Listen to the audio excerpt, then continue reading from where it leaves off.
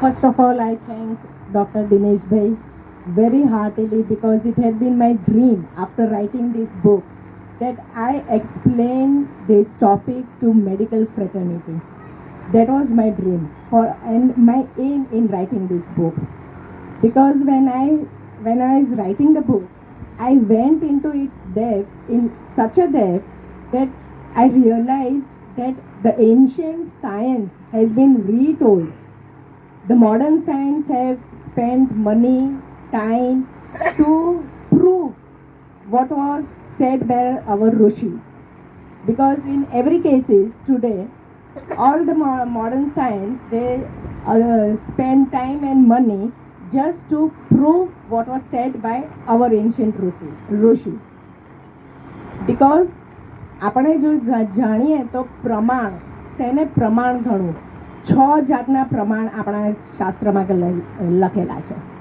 તો એ પ્રમાણમાં કયા કયા પ્રમાણ એટલે પ્રૂફ એવિડન્સથી આપણે માની શકીએ કે આ વસ્તુ સાચી છે. અત્યારે એવિડન્સ બેઝડ થેરપી અને એવિડન્સ બેઝડ કેટલી બધી therapy now it is been accepted by the modern science. જે એક પ્રમાણ રીતે આપણા શાસ્ત્રોએ તો ક્યારનું કહી દીધું. પ્રમાણમાં એક શાસ્ત્રનું પ્રમાણ આવે, એક એવિડન્સ બેઝડ આવે, એક આપણે હાઇપોથિસિસ વાળું પ્રમાણ આવે કે આ નથી માટે આ સાચું છે. એવા 6 જાતના પ્રમાણો આપણા શાસ્ત્રે કીધું. એમાં આ ગર્ભ સંસ્કાર શાસ્ત્ર અને એવિડન્સ બેઝ બે રીતે એ પ્રૂફ થઈ જાય છે. નાઉ if I have termed the name Garbh Sanskar as science of programming the child. બરાબર? પ્રોગ્રામિંગ એટલે આપણે જ્યારે બી પ્રોગ્રામિંગ કરીએ it is a software, it is not a hardware. અને programming means we are working on the software of the human mind and we can program the child in such a way that there are two things.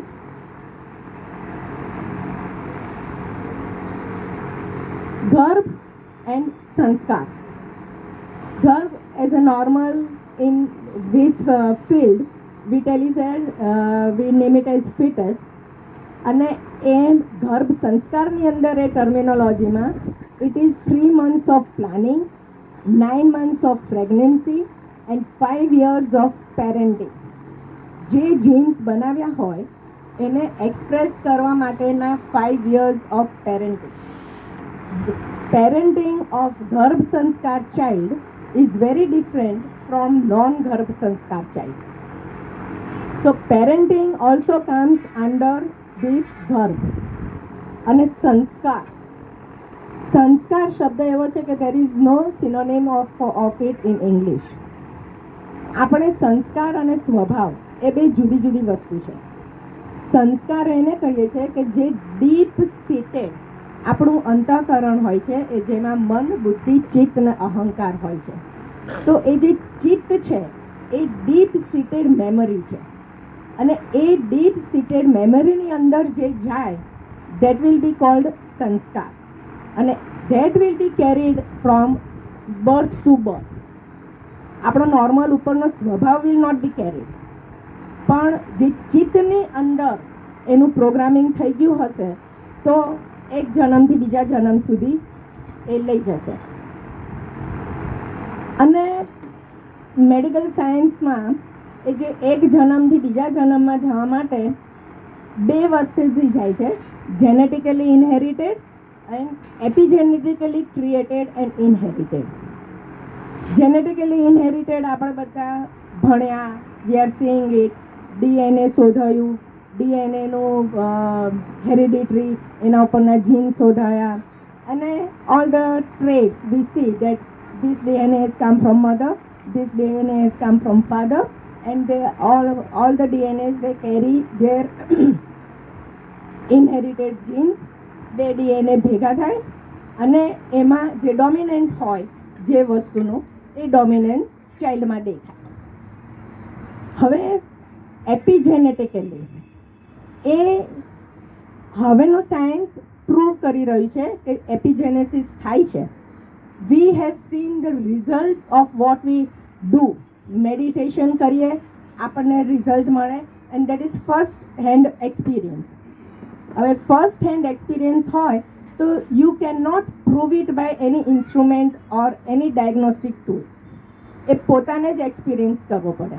અને that is why આપણું science જે આટલું એજ old science હતું, આત્મા અને એ બધાનું જે explanation આપતા હતા, પણ સિન્સ આજે મેં પ્રમાણ કીધું, અત્યારનું મોડર્ન સાયન્સ પ્રમાણ ઇન્સ્ટ્રુમેન્ટ્સથી, ડાયગ્નોસ્ટિક ટૂલ્સથી જે પ્રૂવ કરી શકે, જે પોતાની આંખ હ્યુમન આઈઝ જે જોઈ શકે એને પ્રમાણ માને છે અને કહે છે કે આ સાચું છે. પણ આપણે મેડિટેશનના રિઝલ્ટ જોઈએ, પોતે એક્સપિરિયન્સ કરે તો એ એક્સપિરિયન્સનું પ્રમાણ બીજું કોઈ ડાયગ્નોસ્ટિક ટૂલ આપણું નથી શોધી શકતું. હવે with the advent of AI, artificial intelligence હવે માની ગયું છે, અને આર્ટિફિશિયલ ઇન્ટેલિજન્સથી જ્યારે આપણો માણસ જે ઇમેજિન થિંકિંગ ના કરી શકે એ હવે એ કરી શકે છે. પણ અત્યારે બહુ જ મોટું એ છે કે કોન્શિયસનેસ ક્યાંથી આવે છે. આર્ટિફિશિયલ ઇન્ટેલિજન્સ ભલે માણસને રિપ્લેસ કરે, વિચારે, અને એ જે વિચારીને કોર્ડિનેટ કરીને કહેશે કે એને જે આટલું ફીડ કરેલું હોય એમાંથી કોર્ડિનેટ કરીને કહેશે. કંઈક નવું ક્રિએટ કરવાનું, અને ક્રિએટ પણ કરી શકે છે AI, પણ એ ભલે આખા માણસ જેવું લાગે પણ એમાં કોન્શિયસનેસ નથી. કોન્સેન્સ, ચેતના is making the difference between artificial intelligence અને હ્યુમન માઇન્ડ. હવે આ ગર્ભ સંસ્કારની ટેકનિક્સ એ એપિજેનેટિકલી ક્રિએટેડ અને ઇનહેરિટેડ. હવે એપિજેનેસિસ એટલે શું? આઈ થિંક બધા અવેર હશો કે હું થોડું એક્સપ્લેન કરું. Okay. એપિજેનેસિસ, it is the terminology used where a additional methyl molecule કે એક વધારાનો molecule is attached to the genes. હવે એમાં એ જે એટેચ થાય છે એ there is no change in its basic structure, DNA ના. એટલે કોઈ મ્યુટેશન નથી થતું, ઇનહેરિટ થાય છે આ એપિજેનેસિસ થયેલો જીન્સ. અને કારણ કે આખું DNA હોય, જીનોમ બધા જોયેલા છે, અને અમુક જીનોમ અમુક સાઈડ ઉપર એક્સપ્રેસ થાય. હવે પેન્ક્રિયાસની અંદર ઇન્સ્યુલિન બનાવવાવાળો જીનોમ એક્સપ્રેસ થાય. આખી બધી સિરીઝ હોય એના એ દરેક સેલ્સમાં, પણ એ પેન્ક્રિયાસમાં ઇન્સ્યુલિન બનાવવાનું છે તો એ જ જીનોમ એક્સપ્રેસ થઈને એ જ ઇન્સ્યુલિન બનાવશે. એવી રીતે આપણા બ્રેનની અંદર 20,000 genomes are expressed. That is the major area of our body where maximum number of genomes are expressed. Genes are expressed. અને આ મેડિટેશન, યોગ, પ્રાણાયામ, any activity, if you do correctly for 8 weeks, that causes epigenesis. તમારા ડીએનએના molecule ઉપર, jeans ઉપર એક methyl કે એક oxygen બોન્ડિંગથી એક અલગ એક એટેચમેન્ટ થાય છે, અને એ attachment is called epigenesis, and that creates the changes in us. અને સાયન્ટિસ્ટ હેવ પ્રૂવડ ધેટ આ એપિજેનેસિસથી created DNA is inherited. It can be inherited. અને એટલા માટે જ હવે જે ગર્ભ સંસ્કાર આપણે જૂના જમાનામાં જે કહેતા હતા એનું હવે scientific vision has been put forward. Now if you go to see the history, તો આપણા શાસ્ત્રમાં તો this has been proven. Abhimanyu, બધાને વાર્તા ખબર હશે કે સુભદ્રાના ગર્ભમાં હતા ત્યારે 7 કોઠા વીંધવાનું નોલેજ આપ્યું હતું, અને એ અભિમન્યુને 18-20 વર્ષે કામ લાગ્યું. એટલે what is given in womb remains there, અને it can be expressed when needed. Lifetime સુધી એ રહે છે, જ્યારે પણ એ મેમરીમાં રહે છે, કારણ કે એ ચિત્તની અંદર સ્ટોર થાય છે. અને વાય ચિત્ત? Because major part of the womb foetus remains in subconscious level in womb, યુટ્રસમાં. મેજર પાર્ટ, કારણ કે એનો કોન્શિયસ આપણે શું કહીએ, આપણે 3 સ્ટેજીસ હોય છે કોન્શિયસનેસ માટે: જાગ્રત અવસ્થા, નિદ્રા અવસ્થા અને ગાઢ નિંદ્રા, ડીપ સ્લીપ સ્ટેજ. તો આ foetus it is said subconscious સ્ટેજમાં વધારે હોય છે. અને સબકોન્શિયસ સ્ટેજમાં anything what we want to put in એ રેડીલી એબ્ઝોર્બ કરી લે. આપણે એડલ્ટ થયા પછી પણ if you want to put in anything, કંઈક નવું હેબિટ કે કંઈક નવો વિચાર, તો you have to put it in subconscious stage. Agree થતા હશે આપણા સાયકેટ્રિસ્ટ બેન. સબકોન્શિયસ સ્ટેજમાં નાખવું પડે. અને એ સબકોન્શિયસમાં લઈ જવા માટે it is a stage between wakefulness અને સ્લીપીનેસ. એ બેની વચ્ચેની સ્ટેજ છે. એ સ્ટેજમાં કમાન્ડ્સ આપે રાખો તો એ થઈ જાય. Now the same thing we have to do in pregnancy, because fetus majorly is in subconscious stage. એની ઇન્દ્રિયો, આંખ, નાક, કાન અને જીભ, એમાંથી આંખ ચાલતી નથી, એટલે એ બહારનું નથી જોઈ શકતું. એના કાન એકદમ સતેજ હોય છે, એ બહારના અવાજ સાંભળી શકે છે.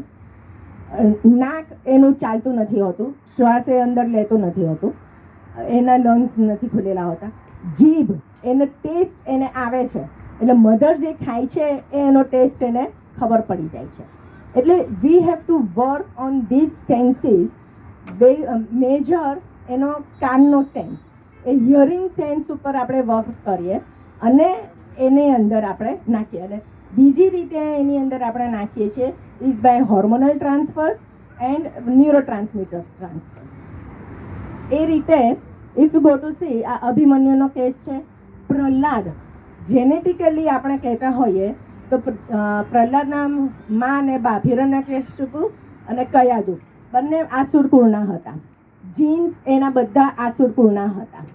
પણ પ્રહલાદ એ સાત્વિક નીકળ્યો. કેમ? કારણ કે કયાદુ જ્યારે પ્રેગ્નન્ટ હતા પ્રહલાદથી, ત્યારે નારદ મુનિ ઇન્દ્ર એને ઉપાડી ગયો હતો. અને વચ્ચે નારદ મુનિ મળ્યા. નારદ મુનિએ કીધું કે આ તું શું કરી રહ્યો છે?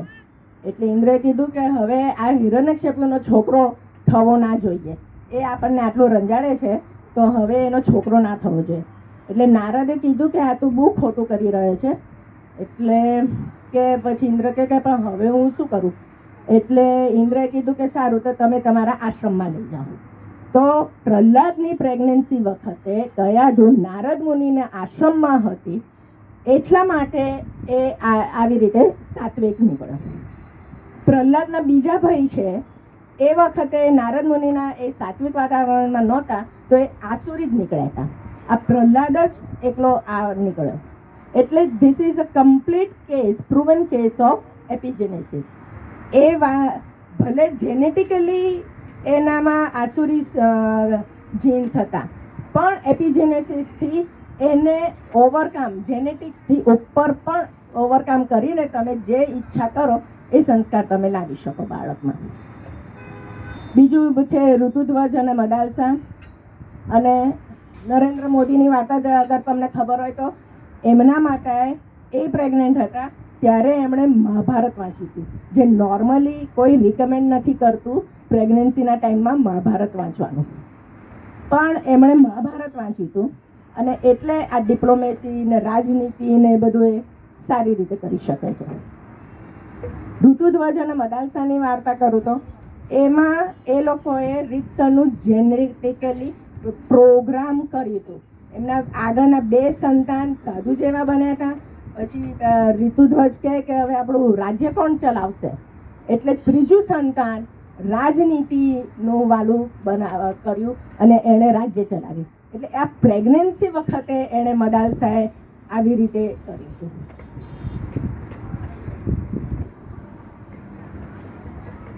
હવે આ એપિજેનેટિક ટ્રાન્સફરના મેં રેફરન્સીસ આપ્યા છે, સાયન્ટિફિકલી રિસર્ચ પેપર્સના રેફરન્સીસ આપ્યા છે. અને એમાં લખ્યું છે આ third part, Several data suggest a direct association between prenatal early life stress, maternal depression, chronic stress, abuse, and the incidence of psychopathology and cognitive impairments in the baby. Early life stress acts in different ways in different tissues, altering gene expression and inducing epigenetic modifications. Example, increased or reduced DNA methylation or histone acetylation in many brain regions at the same time. એટલે આ જે એપિજીનેસિસ create થાય છે એ ડીએનએનું મિથાઇલેશન ઓર histone એસિટાઇલેશનથી થાય છે.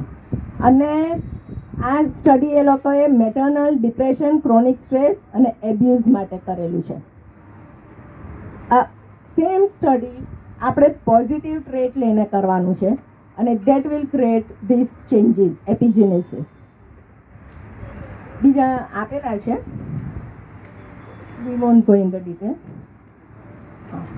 Now the first 1000 days, which start from preconception until approximately 2 years of age, are considered the period during which early nutrition, thanks to its influence on epigenetic changes, nutrition થી પણ epigenetic changes થાય છે, can play a key role in developmental programming and can influence the individual susceptibility to diseases later in the life.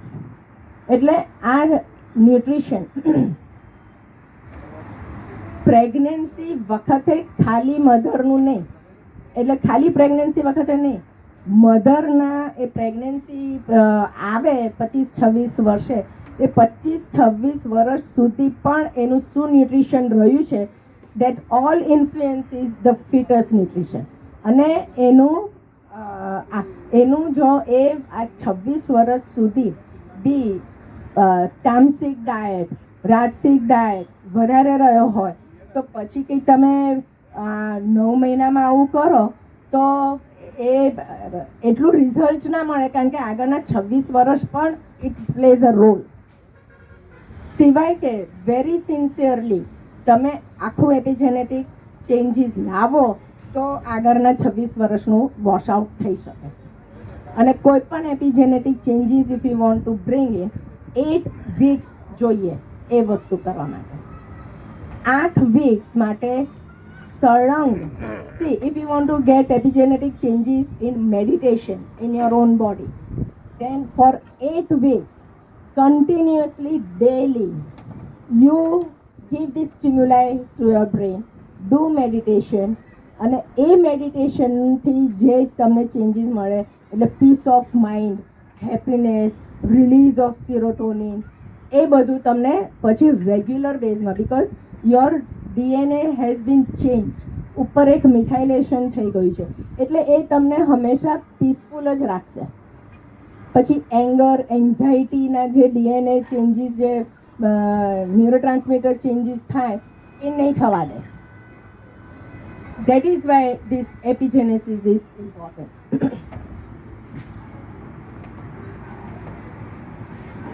Now, why are we working on mind? આ આખો ગર્ભ સંસ્કારનો area, it is more of emotional and spiritual development rather than physical development. Physical development તો એનું જે ડીએનએના programming થયેલું છે એ ભગવાને એટલું સરસ પ્રોગ્રામિંગ કર્યું છે કે એક મેલ ગેમિટ ને ફિમેલ ગેમિટ મળે એટલે ધડાધડ સેલ ડિવિઝન ને પછી સેલ ડિફરન્સિએશન ને બધું પ્રોગ્રામ રીતે થઈ રાખે, એનું બોડી બની જાય છે. એ બોડી બનવામાં પણ, એ પ્રોગ્રામમાં પણ if there is mental stress, તો એ મેન્ટલ સ્ટ્રેસ અંદર વચ્ચે અફેક્ટ કરશે અને એ અરેન્જ પ્રોગ્રામમાં પણ ડિસ્ટર્બ થશે. અને પછી ચાઇલ્ડ મંદ બુદ્ધિનો આવે કે આવો આવે, એટલે એ અરેન્જ પ્રોગ્રામ પણ અફેક્ટ થઈ શકે છે ઇમોશનલ લેવલથી, સ્પિરિચ્યુઅલ લેવલથી. એટલે માઇન્ડ અને એક માણસ અને બીજો માણસ આપણે ડિફરન્શિએટ કેવી રીતે કરીએ છીએ? It is basically because of his mind. Physical તો ફીચર, હાથ પગ બધાને બધું સેમ છે, પણ બિહેવ કેમ અલગ કરે છે? અને એ બેના બિહેવિયર, એના મેન્ટલ વિચાર, એને લીધે બે માણસ ડિફરન્શિએટ થાય છે. એટલે વી want two work on this mind, emotional, spiritual, A level ઉપર ઘર સંસ્કારમાં આપણે કામ કરીએ તો આપણને જેવું જોઈએ છે બાળક, સંસ્કારી, સાત્વિક, અને અત્યારે નીડ ઓફ ધ આવર કે જે બેલેન્સ હોય, સ્થિત પ્રજ્ઞ, કારણ કે એ સ્ટ્રેસને પહોંચી નથી વળતો અને આપઘાત તરફ જતો રહે છે. એટલે જે સ્થિત પ્રજ્ઞ રહી શકે એવા બાળકો જોઈએ છે. તો એના માટે વી આર વર્કિંગ ઓન ધીસ. હવે આ માઇન્ડ, ઇન્ટેલેક્ટ, ઈગો ને મેમરી, એટલે આ મન, બુદ્ધિ, મેમરી એટલે ચિત્ત અને અહંકાર. હવે એમાંથી જે આત્મા, પુરુષ આગળ એ ચિત્ત અને અહંકાર અને બુદ્ધિ, એ ત્રણ. એમાં બુદ્ધિમાં પણ ઘણા પ્રકારો છે. એટલે એમાં જે નિત્ય બુદ્ધિ હોય છે that gets carried with the soul, અને ચિત્ત, મેમરી, જે ચિત્તમાં ડીપ સીટેડની અંદર જે આ જન્મમાં સંસ્કાર આવ્યા હોય that gets carried with the soul. હવે આપણે આમ વિચારીએ કે આપણે કહીએ છીએ કે gets carried with the soul. આત્મા કોઈએ જોયો નથી. આત્મા કેવો છે ખાલી ડિસ્ક્રિપ્શન કૃષ્ણ ભગવાને ગીતામાં આપ્યું છે, એના ઉપરથી આપણે માનીએ છીએ. હવે પ્રેઝન્ટ ડે કોન્ટેક્સ્ટમાં if you go to see, તો આત્મા ઇઝ ધેટ એનર્જી. ચેતના કહો કે આત્મા કહો કે ઇટ ઇઝ અ એનર્જી, અને એ એનર્જીની અંદર આ જે ચિત્તની અંદર સ્ટોર થયેલું હોય ને that is also stored as energy. અને એ એટલી સોફ્ટ હોય, એટલે આજે આપણે પ્રોગ્રામિંગ કરીએ, સોફ્ટવેર બનાવીએ, એ જે સિગ્નલ્સ હોય ને અને એ જે એનર્જીના વાઇબ્રેશન્સ હોય ને, એટલે એ વાઇબ્રેશન્સ એ આત્માની સાથે અમુક જ જાય, બધા ના જાય. ઇવન ઇફ યુ ડુ હિપ્નોસિસ, એ હિપ્નોસિસ કરીને આગલા જન્મમાં બી લઈ જઈએ તો પણ એને બધા પ્રસંગો યાદ ના હોય. એ જે એના હાર્ટ પર થયું હોય, ડીપ સીટેડ એના મેમરીમાં ઇમ્પ્રિન્ટ થઈ ગયા હોય, એ જ પ્રસંગ એને યાદ હોય, કારણ કે એ જ કેરી ફોરવર્ડ થાય આત્માની સાથે. અને એટલે we are going to work on training the mind, intellect and chitta. અહંકાર તો this word is not as we use it in our daily routine કે એને બહુ અહંકાર છે, ઈગો છે, એવું નથી. આ અહંકારનો મિનિંગ છે કે આ જે ગીતાની અંદર ભગવાને ક્ષેત્ર અને ક્ષેત્રજ્ઞ કીધેલું છે, એમાં ક્ષેત્રજ્ઞ એટલે ઇટ ઇઝ ધ કોન્શિયસનેસ. આખા અહીંયા બધે મારી અહીંયા બધે આ લિવિંગ કોન્શિયસનેસ છે, ચેતના છે. હવે એ ચેતનાનું એક સ્પાર્ક મારામાં આવ્યું અને આ બોડી લીધું, એટલે ઇટ હેઝ ક્રિએટેડ અ ક્ષેત્ર. એ ચેતનાને એક ક્ષેત્રની અંદર કન્ફાઇન કર્યું, અને એ કન્ફાઇન કર્યું એટલે ધેટ ઇઝ અહંકાર, કે નાઉ ધીસ ઇઝ મી. એક બોડી, એક શેપ, નોટ નેસેસરીલી હ્યુમન, કોઈ પણ લિવિંગ ફોર્મને જે ફિઝિકલ બોડી, પંચમહાભૂતનું બોડી મળે એને એક એટલે એ ચેતના એક કન્ફાઇન થઈ ગઈ એક બોડીમાં, અને દેટ ઇઝ કોલ્ડ ઈગો, અહંકાર. કે now this is me, to identify. એ મી જ્યારે ઇમ્પ્યોર થાય ત્યારે આપણે જ્યાં અભિમાન ને ઈગો ને એવી રીતે કહીએ છીએ, પણ એનું શુદ્ધિકરણ કરો તો ઇટ ઇઝ વેરી નેસેસરી. અને ઇટ ઇઝ મી, અને I want to do this, I want to do this. એ જ્યારે I want to do this થાય, દેટ મીન્સ કે એ જે ચેતના મારાની અંદર આટલી કન્ફાઇન થઈ ગઈ, એ વસ્તુ કહે છે કે I want to do this. The moment ચેતના મારા શરીરમાંથી જાય, પાછળ દેખાય છે, એકવાર હટાઈ ગયો પાછળ સ્ક્રીન. હા સ્ક્રીન ઉપર દેખાશે. એ હટાવ કદાચ પેલા સીધું આવી જશે પાટી. હા બસ સ્ક્રીન ઉપર સરસ દેખાય છે, દેખાય ચાલશે. છે ના ના ચાલશે. એ ખાલી હટાઈ લો. હમ.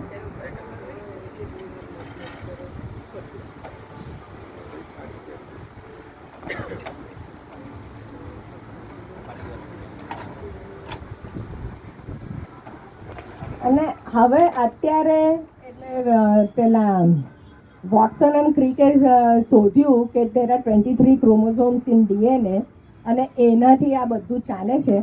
એની પહેલાં 5000 વર્ષ પહેલાં કૃષ્ણએ ગીતામાં કીધું છે કે આપણા શરીરમાં 23 વસ્તુ છે, 23થી આપણું શરીર બનેલું છે. એટલે ઇન ડિસગાઇઝ ગીતાની અંદર એટલું બધું સાયન્સ આપેલું છે ને કે તમે શોધવા જાઓ ને, કોરિલેટ કરો ને તો બધું જ એની અંદર મળેલું છે. એ 23 વસ્તુ કૃષ્ણ ભગવાને કઈ કીધેલી છે? આ 5 હિયરિંગ, વિઝન, ટેસ્ટ, સ્મેલ, એ 5 ઇન્દ્રિય, 5 કર્મેન્દ્રિય, એ 5 ઓર્ગન્સ, સેન્સ ઓર્ગન્સ, આ 5 કર્મેન્દ્રિય, 5 તરી 15, પંચ મહાભૂત, એ 5 ચોક 20, અને મન, બુદ્ધિ અને અહંકાર, એમ કરીને 23 વસ્તુથી બનેલી છે આપણું આ શરીર. અને if you go to C કે આ જ બેઝિક વસ્તુ છે જે આનાથી આપણું શરીર બનેલું છે. અને આ બનેલું છે શાને લીધે? ક્રોમોઝોમ્સના પ્રોગ્રામિંગથી.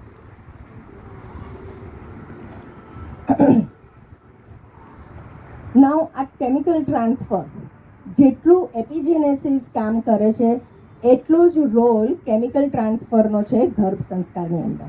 આ કેમિકલ ટ્રાન્સફર એટલે હોર્મોનલ ટ્રાન્સફર છે અને ન્યુરો ટ્રાન્સફર છે. કેમિકલ ટ્રાન્સફર કેવી રીતે જાય?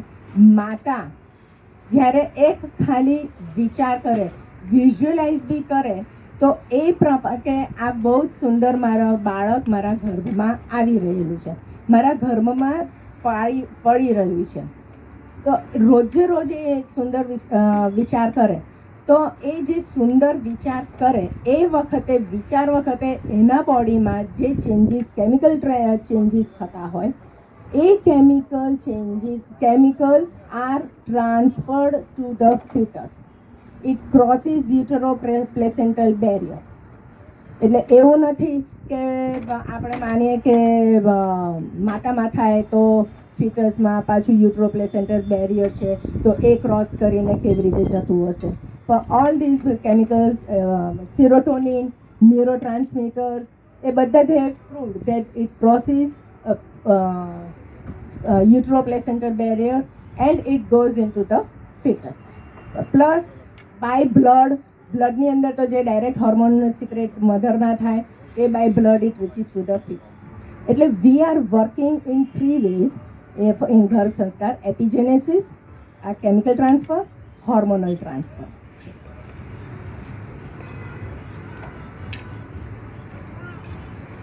હવે આપણા ધીસ ઇઝ અ સાયન્સ રીટોલ્ડ. આપણા વડવાઓએ જ્યારે બી સ્ત્રી પ્રેગ્નન્ટ થાય તો આટલી 4 વસ્તુ કરવાનું કહેતા હતા કે કોઈ પણ ધાર્મિક પુસ્તક વાંચો, પછી કોઈ આવું એમ્બ્રોઇડરી કે એવું કરો, એક્સરસાઇઝ માટે કે પોતાને કચરાને પોતા કરો, અને હેલ્ધી ડાયટ. એટલે આટલી 4 વસ્તુ તો કરતા હતા જ. પણ ગર્ભ સંસ્કારમાં they have observed કે બીજી પણ બધી એક્ટિવિટીઝ છે which influences the brain development of child. એટલે અત્યારે આ ગર્ભ સંસ્કાર વધારે પ્રચલિત થયું. Now these are all the techniques used in ગર્ભ સંસ્કાર.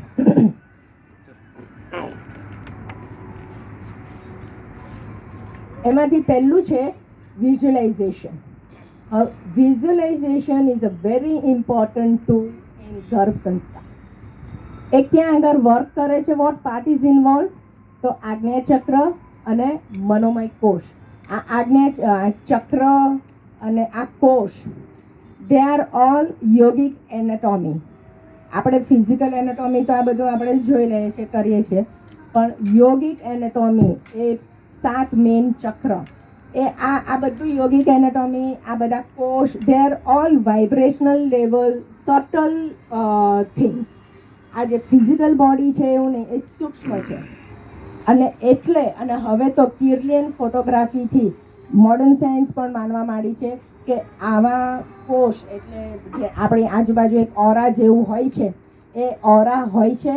અને from that aura, the vibrational state, the colour state of the aura, એનાથી બોડીનું હેલ્થ યુ કેન પ્રેડિક્ટ. હવે આ visualisation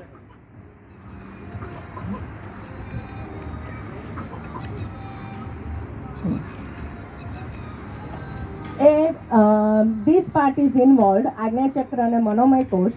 probable mode of action શું છે? Chemical transfer. અને એનું ઓબ્જેક્ટિવ શું છે? Objective influence on foetal development, skill development, looks અને સંસ્કાર ઇન્સ્ટિલિંગ. આ વિઝ્યુલાઇઝેશન કેવી રીતે કરાવીએ છીએ અને હાઉ ડઝ ઇટ વર્ક? અને visualization is a very useful technique for sportsman.